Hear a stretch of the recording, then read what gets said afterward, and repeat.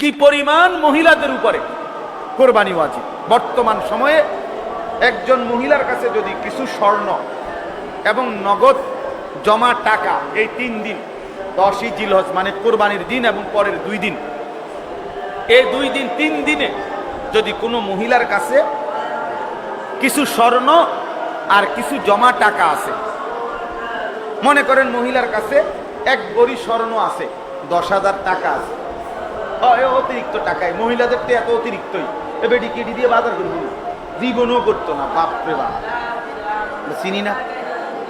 তাইলে এগুলো আপনার তার কাছে জমা আছে, তাহলে এই 10,000 টাকা এবং 1 ভরি স্বর্ণের দাম একসাথ করলে 52.5 ভরি রূপার যেই দাম, এই 52.5 ভরি রূপার দাম যদি 1000 টাকা করে ভরি হয় 52.5 হয়, যদি 1,500 টাকা করে রূপার ভরি হয় তাহলে 52-র অর্ধেক কত?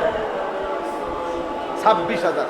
তো তাহলে 52-র লগে 26 যোগ করলে 78, হ্যাঁ 78, আরো মনে করেন হেনে 500, এনে 250, 750, তো কত হইল?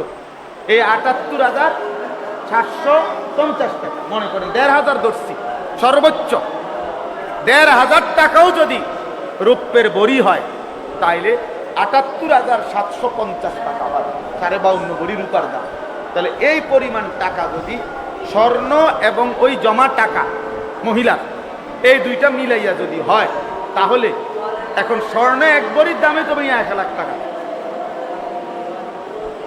তাইলে স্বর্ণ এবং ওই টাকা মিলাইলে 78,750 টাকা হয়েছিনি, ওই আরো পার হয়ে গেছে কত আগে। তাইলে এই মহিলার উপরে কোরবানি ওয়াজিব কিনা? নিঃসন্দেহে কোরবানি ওয়াজিব।